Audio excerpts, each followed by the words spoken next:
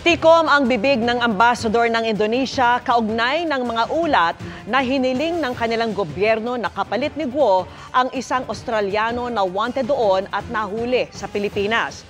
Sabi ng PAOK, sakaling mang totoo, hindi lang Indonesia ang may interes sa suspect. Nakatutok si Salima Refran. On your knees, on your knees, on your knees, on your knees. That's behind your back. Yes. Okay. Sa bisa ng Interpol Red Notice, inaresto ng Fugitive Search Unit ng Bureau of Immigration ang Australianong si Gregor Johan Haas sa Bogo, Cebu noong Mayo. Ang United States DEA o Drug Enforcement Administration pa raw noon ang nag-alerto sa BI sa galaw ni Haas. Nakonektado umano sa Sinaloa Drug Cartel ng Mexico na nasa likod raw ng pagpasok ng malaking bulto ng droga sa Indonesia.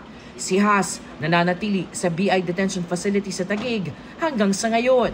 Nabalik sa headlines ang pangalan ni Haas matapos ma-report ng iba't ibang news agency sa Indonesia na hiningi umano siyang kapalit sa naaresto doong si dismissed Bamban Mayor Alice Guo. Matipid ang sagot ng Indonesian Ambassador to the Philippines nang tanungin tungkol dito. I cannot make any statements on that because the talks have only just started this morning and I think it's only about to start.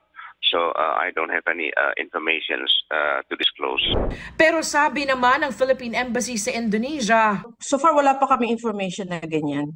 Ang Justice Department wala pa raw natatanggap na opisyal na request tungkol dito. Wala ho kaming contact with anybody about the prisoner swap. Nabalitaan ho namin through Indonesian media actually. Ang prisoner swap po, yan po ay trabaho ng DFA. Kung meron pong request ang Indonesian government, sa DFA po padadaanin yan. Ang Presidential Anti-Organized Crime Commission o PAOK dumistansya rin sa issue.